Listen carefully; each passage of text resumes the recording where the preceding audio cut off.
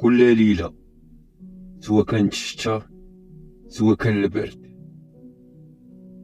داك التصفار كان كيدوز. غادي تسمعو دايز غير الا كنتي في بيت الضيافة ولا في الكوزينة.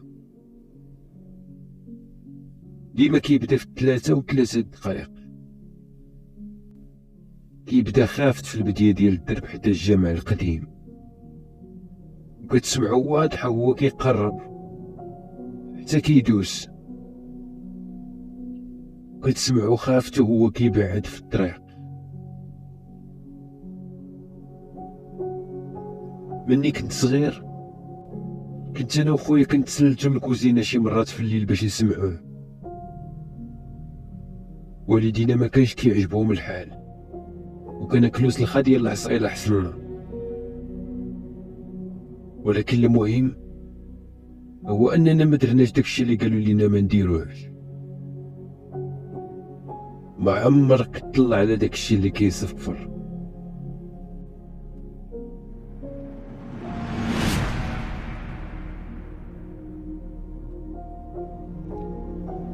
الدرب ديالنا كان في شكال شويه، سكننا تما منين كنت صغير. كان بعيد بزاف على السونتر ومفروق على المدينه، ولكن كان هادئ. فيه ولاد في عمري وكبرنا مجموعين. كنا ديما كنلعبو غميض البيض حدا الجامع القديم. في الصيف كنتسراو في النواحي ديال الدرب كاملين. كبرنا في وسط زوين، الحاجة الوحيدة اللي غريبة فيه شوية هي التصفار ديال الليل. الصفار ما كنتش كنتسوق ليه انا بزاف، كدوز ايام حتى بلا ما نتفكر بلي راه كاين. حنا اصلا كنعسو بكري والصوت ما كانش كيتسمع في بيوت الناس. والدينا ما كانوش كيحملوا يهضروا في الموضوع، وحتى حنا ما بقيناش كنسولو. اللي كنت كنعرفو على الوالد هو انه كان مرض، كان جامع راسو وديما عارف اش كيدير. ولكن الوقت الوحيد اللي كنشوفو فيه خايف هو فاش كتقرب 3 ديال الليل. كيولي كيهضر بالزربه تالف، كيبقى يقول لينا ديروا بحال ما سمعتو والو، وعندكم تحلوا الشرجم. كيقول هاد الهضره واخا هو عارف بلي راه داير قفل كل شرجم عندنا في الدار، وريدوات غلاض اللي كيتشدو بخيط من كل جهه. وكل ليله قبل ما نمشيو نعسو كان كيسد الشراجم كلهم وكيرد الريدوات، وكان كيخلي عنده السوارت.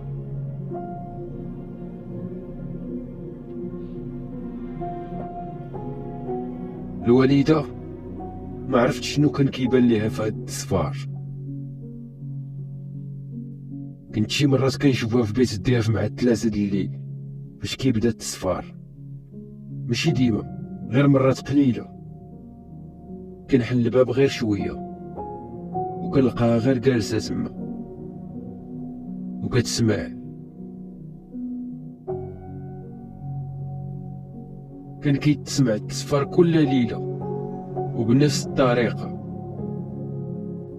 السبب اللي خلانا ننتقلوا لهنايا في الاول ونبقاو هنايا هو خويا انوار. فاش تزاد كان مريض بزاف، شي حاجه في الريه ديالو، ما قدرناش حتى نجيبوه للدار. بقى في السبيطار مده طويله، وكان تزاد صغير بزاف من العادي.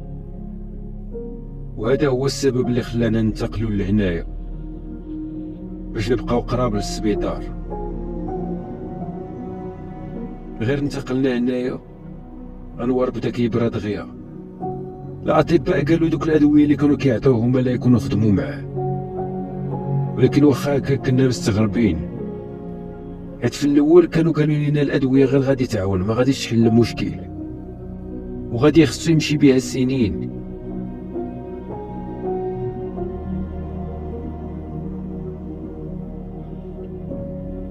الناس ديال دربنا كانوا الله يعمرها دار. اول نهار رحلنا لديك الدار جاو دقوا علينا، عرضوا علينا الغدا، وهكا كانوا كيديروا مع اي ناس جداد سكنوا في الدرب. عطاو الحلوى للدراري الصغار كانوا كيلعبوا مع انوار. ومورا الغدا الراجل اللي عرفتو من بعد بالسيموحه عيط للوالد لبرا، تبعتو ولكن قال لي نرجع لداخل. ودخلت، ولكن سمعت كاع داكشي اللي قالو داك النهار، حيت بقيت تقريبا غير مورا الباب. قالو بلي الناس اللي سكنوا في هاد الدرب كلهم كيسهل ليهم الله في اي حاجه داروا فيها يديهم. الوالد ما فهموش في الاول اش كيقول ليه بالضبط. قال ليه السي محب اللي كاين شي حاجه بغيت نقولها لك ولكن ما عرفتش منين نبدا ليك.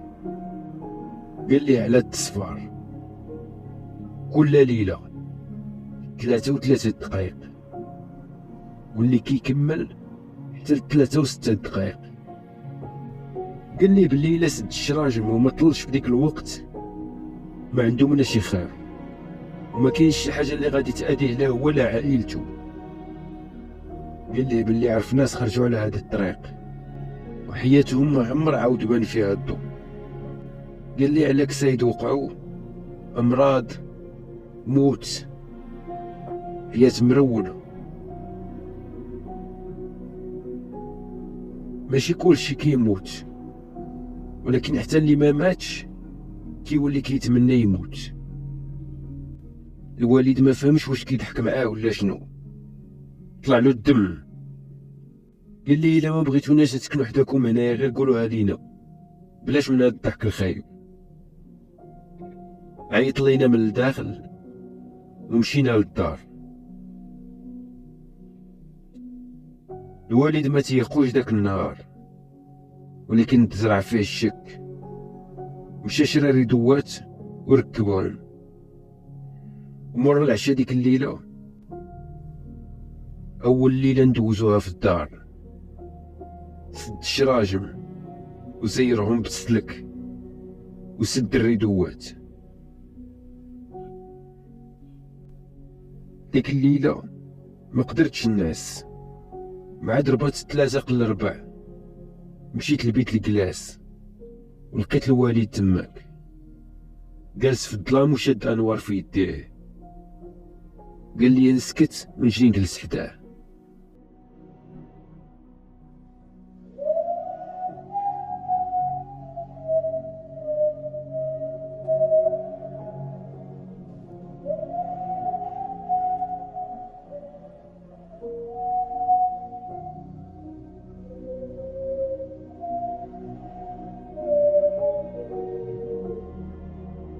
ثلاثة و3 دقائق الصوت بدا كيقرب حتى حسينا بيه حدا الدار، وبدا كيبعد حتى ما بقاش بالضبط كي قال السي موحى.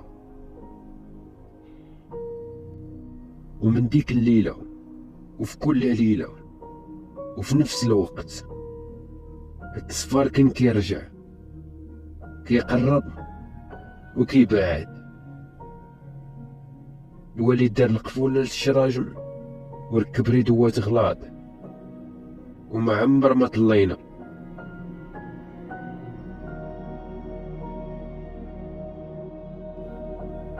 دازت 4 سنين،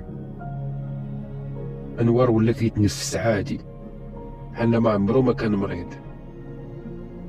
صالحنا مع الجيران، وفعلا وحنا في ديك الدار سهل لينا الله في اي حاجه حطينا فيها يدينا بالضبط كي قال السي موحى.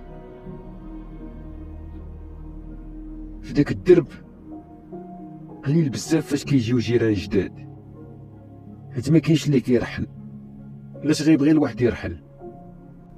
ومني كيجيو جيران جداد كنا كنمشيو عندهم كنعرضوهم الغدا ولا العشاء. باقي عاقل على داك الصيف، المرا اللي كانت ساكنه حدانا لاله عيشه ماتت الله يرحمها وفي عمرها 103. عشت حياة طويلة وما عمر الضحكة والفرحة فارقاتها، واخا كانت ساكنة بوحدها.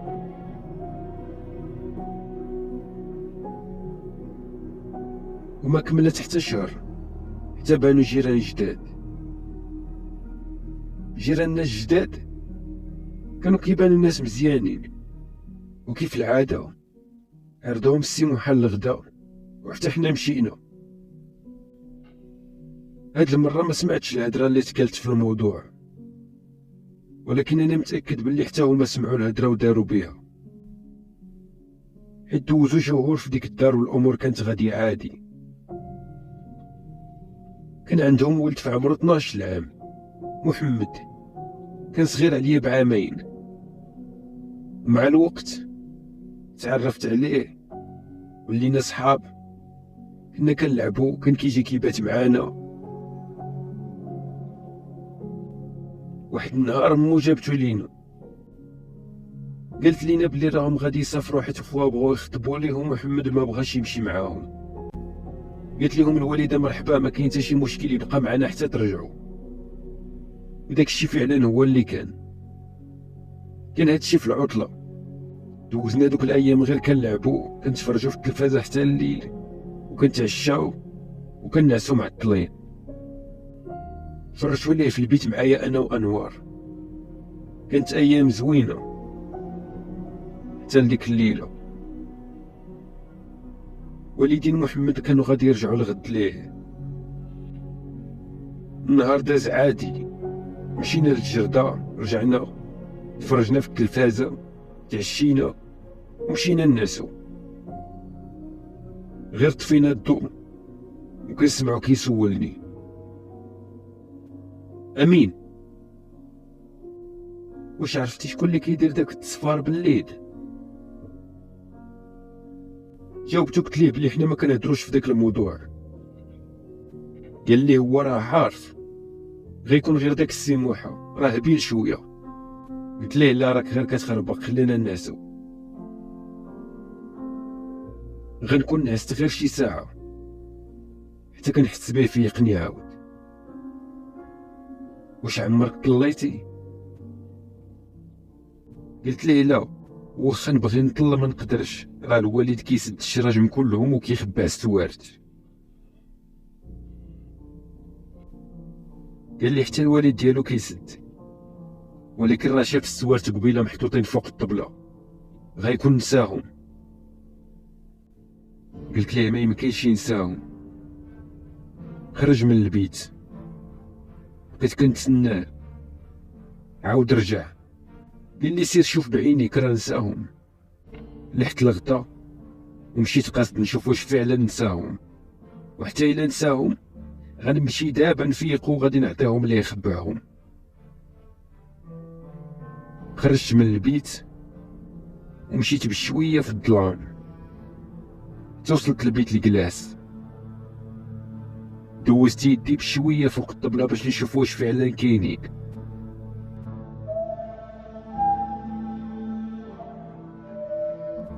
تبلوكيت بلاصتي فاش سمعت التصفار بدا. تكون بعدا وصلت 3 ديال الليل. رجعت بحالي للبيت حيت ما لقيت لا ساروت لا والو، قلت غيكون غير كيكذب.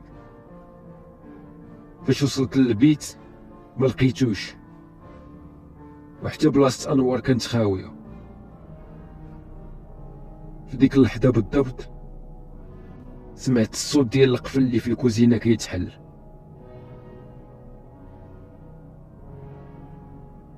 مشيت كنجري، دخلت للكوزينه كنشوف محمد وانوار واقفين حدا الشرجم محلول. كذب عليا، الساروت كانت عنده.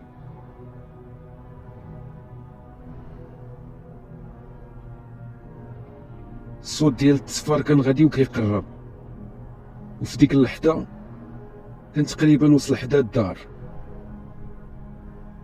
جريت وشديت عندي انوار ودورت راسو بعيد على الشرجم وسديت عيني. رجلي بشلو حيت ما عمري ما سمعت التصفار مجهد بحال هكا. محمد طل والتصفار وقف. كنحس بأنور كيترعد بين يدي. قلت ليه في ودني يسد عينيه وما يدورش موراه.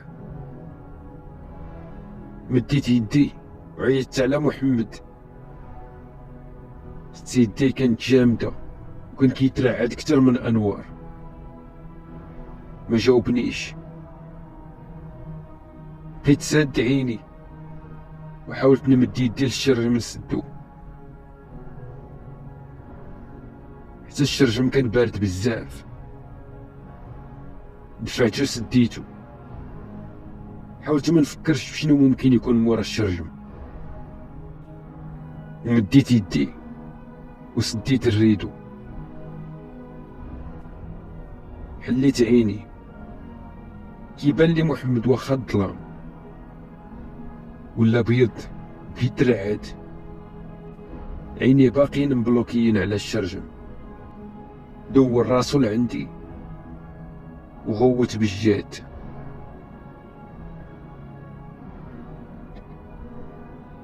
الغوتة ديالو رجعت الحياة في الدار. الوالد فاق، شعل الضوء وجا للكوزينة كيجري. ما درتش نشوف فيه حيت كنت باقي مصدوم بالشكل د محمد. ما حسيت براسي تبدا الوالد كيحركني وكيسولني اش واقع. ما بغاتش تخرج لي الهضره. قلت ليه بلي محمد طل. ما عمري شفت الوالد مرعوب بحال كيشتو ديك الليله. قال لي واش غير هو ولا حتى نتوما؟ قلت ليه بلي غير هو. حسيت بيه ارتاح شويه. فاقت الوالده حتى هي وبقات كتسول اش واقع. كنت ديما كنحس بلي الوالده كانت شاكه في هذا الموضوع كامل من نهار سمعاتو اول مره، ولكن في ديك الليله كنا كاملنا متيقين.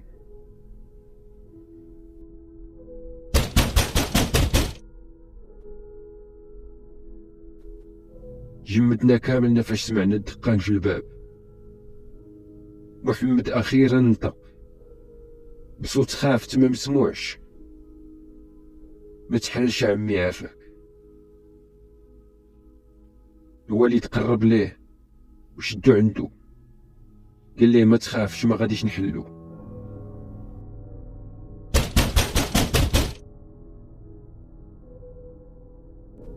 رجع الدقان عاود، هاد المرة بالجهد. الوالدة مشات دغيا جابت التليفون وعطاتو للوالد باش يعيط للبوليس. ما لقى حتى شرطة ديال الريزو، شي حاجة اللي ما عمر ما شفناها في هاد الدار حتى لديك الليلة. الدقان رجع مرة أخرى، وهاد المرة بالجهد كتر من المرة الفايتة. بالجهد حتى ولا الباب كيتزدح. من بعد وقف واحد الشوية. هاد المرة سمعنا الدقان بالجهد في الباب ديال السطح. الوالد جرب التليفونات بجوج، حتى واحد منهم ما كيشد شي مكالمة.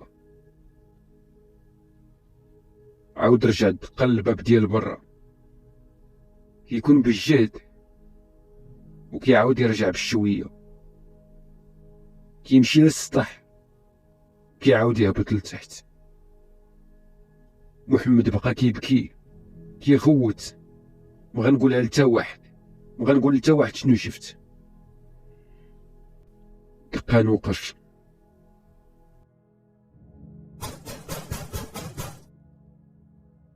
سمعنا دقان خفيف في الشرجم اللي كان حدانا. رجعتنا الوالدة للبيت وسدينا علينا، والوالد بقى باش يحد الباب ديال برا. غير دخلنا للبيت رجع الزديح في الباب ديال برا وديال السطح بجوج في نفس الوقت. هاد المرة كان مجهد بزاف، خصنا يطيح الباب. رجعنا لبيت الكلاس. وقف الدقان.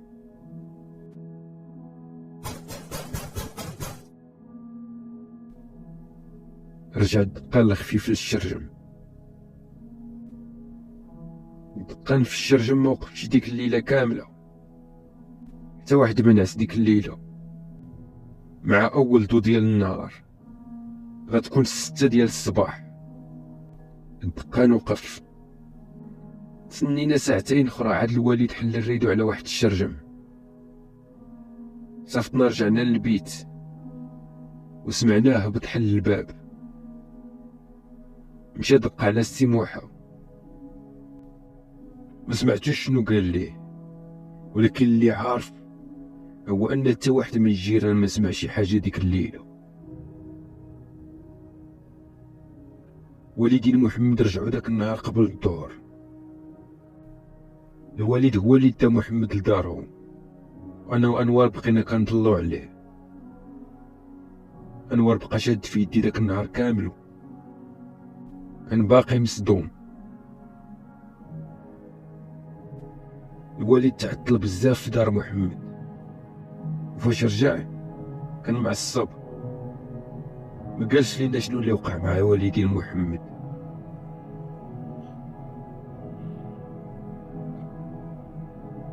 دوزنا اللي بقى في داك النهار غير في الدار، وفي ديك الليله جلسنا كاملنا في البيت مجموعين.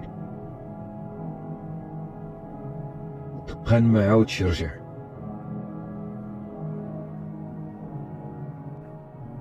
ديك السيمانه كامله ما عاودش شفنا لا محمد لا والديه، حتى نهار الجمعه كانت واقفه حدا دارهم واحد الكاميو كانوا كيرحلوا.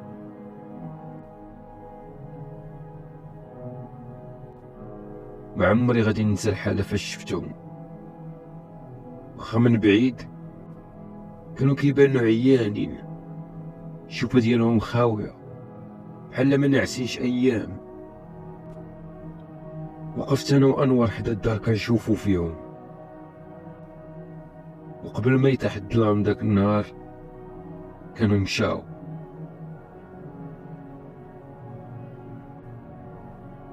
فكرت الهضره اللي قال السي موحى، ماشي كلشي كيموت، ولكن حتى اللي ما كيموتش كيولي كيتمنى يموت، مكيعاودش يشوف الضو في حياته.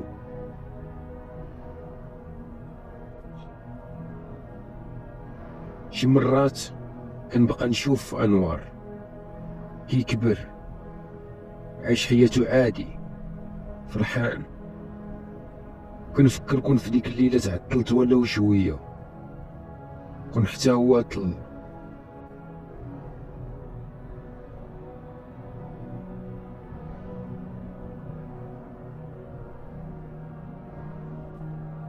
مازالين عايشين في ديك الدار، في ديك الدرب.